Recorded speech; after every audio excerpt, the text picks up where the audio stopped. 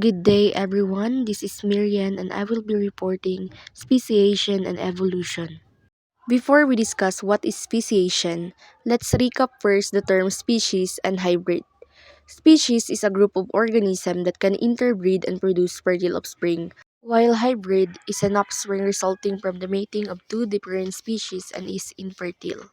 So, speciation. It is the process by which new species arise from existing ones, and it involves the evolution of reproductive isolation between populations, leading to the formation of distinct gene pools and the inability of individuals from different populations to interbreed and produce viable offspring. There are four types of speciation. First is allopatric speciation.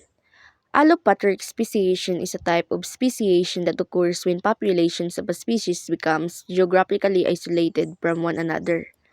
The isolation prevents gene flow between the populations, leading to genetic divergence over time and ultimately resulting in the formation of two or more distinct species. In allopatric speciation, there is what we call geographic barriers, and it could be in the form of bodies of water or mountains that leads to the separation of the same species. After being separated, species from both sides of the barriers adapt to their new environment that leads to genetic divergence, and then the occurrence of speciation. Next is sympatric speciation. Sympatric speciation is a process of speciation that occurs without geographic isolation between populations. In this type of speciation, reproductive isolation and genetic divergence arise within a single population inhabiting the same geographic area. Sympatric speciation can be driven by various factors, such as ecological specialization, disruptive selection, or mate choice.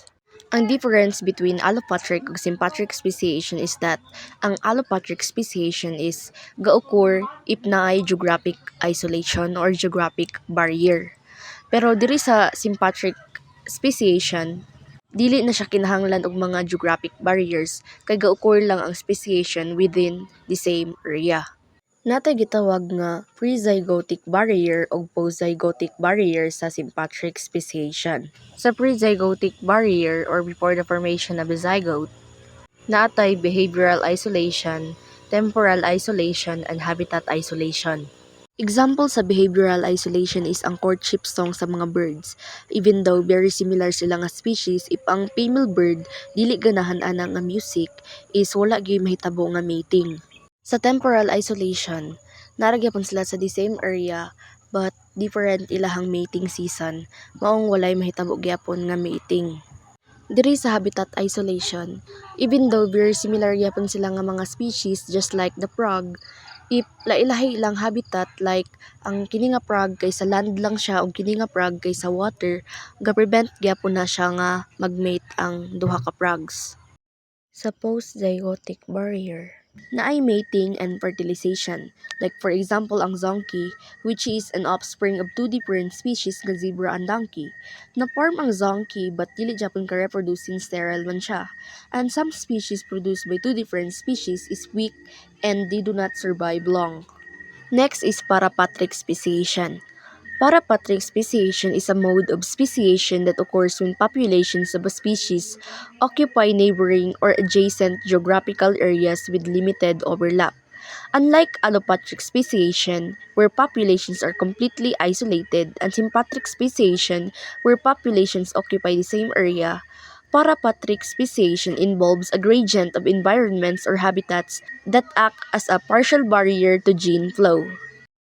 An example of this is the apple maggot fly, which primarily infested hawthorn fruits. However, with the introduction of apple trees to North America by European settlers, some apple maggot flies began to lay their eggs on apple fruits instead of hawthorn. This shift in host preferences created a parapatric speciation scenario. Lastly is peripatric speciation. Peripatric speciation is a type of speciation that occurs when a small, isolated population undergoes genetic divergence from a larger ancestral population.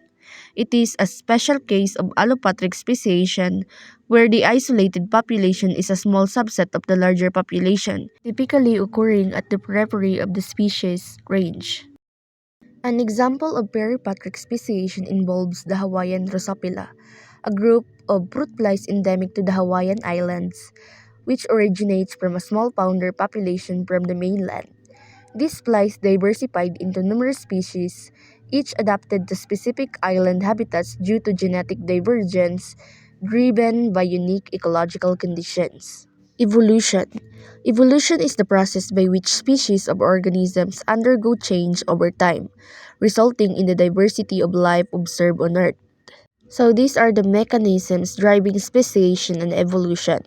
First is genetic drift. It is the random changes in allele frequencies within a population, particularly significant in small or isolated populations. Next is natural selection. It describes the process by which organisms with advantageous traits for survival and reproduction are more likely to survive and pass on their genes to the next generation, while those with less advantageous traits are less likely to do so. Natural selection is the survival of the fittest. Next is mutation. It refers to changes in DNA sequence of an organism's genome, which can result from errors during DNA replication, exposure to mutagenic agents such as radiation or certain chemicals, or the activity of mobile genetic elements like transposons. Lastly is gene flow.